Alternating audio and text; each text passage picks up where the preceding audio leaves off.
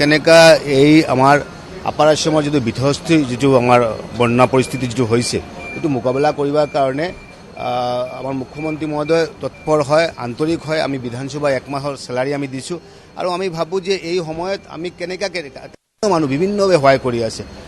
মই ভগৱানৰ ওচৰত এটি প্ৰাৰ্থনা কৰিম যাতে আগৰ পৰিৱেশটো যাতে আকৌ আমি আপাৰ আসামত যাতে ঘূৰি আহে, এইটো আমি আশা ব্যক্ত কৰিছোঁ।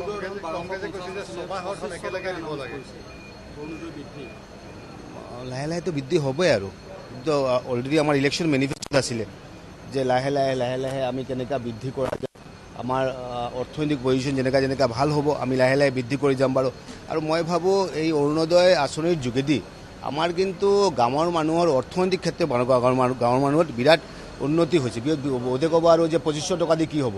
আৰু এটা পৰিয়ালৰ যিটো পৰিয়ালে 2500 টকা, যিটো পৰিয়ালে কিবা অন্ন সুৰক্ষাৰ চাউল পায়, যিটো নিযুত মইনাৰ টকা পায়, এই যে এটা বৃহৎ অংশ যেতিয়া এটা টকা এটা পায়, এই পৰিয়ালত কিমান সকাহ পায় এইটো আপোনালোকে ধৰিব নোৱাৰিব। এইটো কাৰণে মই ভাবোঁ এইবোৰ আঁচনিৰ যোগেদি আমাৰ অসমৰ মানুহৰ আমি এক কৰাৰ কাৰণে অসমখনৰ আগুৱাই লৈ যোৱাৰ কাৰণে যিটো এটা মানসিকতা, আৰু মই ভাবোঁ এই ধনখিনি পোৱাৰ লগে লগে এটা পৰিয়ালে যদি সৰু কিবা এটা কাম কৰে আৰু 5-7 হাজাৰ টকা পাই যায়, অৰ্থাৎ 15-20 হাজাৰ টকা এটা পৰিয়ালে পোৱাৰ লগে লগে এই পৰিয়ালখন কিন্তু ভালকৈ চলিব পাৰে। এইটো কাৰণে এইটো আমাৰ ভাল এটা পদক্ষেপ গভৰ্ণমেণ্টৰ।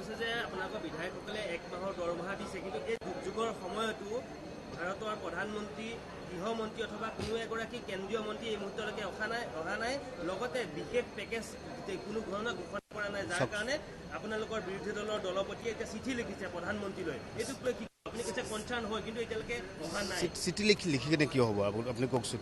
9 লাখ টকা মুখ্যমন্ত্ৰী দিবলৈ ঘোষণা কৰিছে। আমাৰ আউট অফ ৱে যিটো আমাৰ নিয়মত আছে, নিয়মটো পৰিৱৰ্তন কৰি কেনে মুখ্যমন্ত্ৰী টকা দিবলৈ সাজু হৈছে।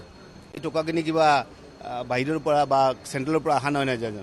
সেইটো কাৰণে গভৰ্ণমেণ্ট কনচাৰ্ণ হয়। চেণ্ট্ৰেল গভৰ্ণমেণ্টৰ লগত আমাৰ মুখ্যমন্ত্ৰীয়ে বাৰ কথা পাতি আছে, বাৰ আমাৰ হোম মিনিষ্টাৰৰ লগত কথা হৈছে।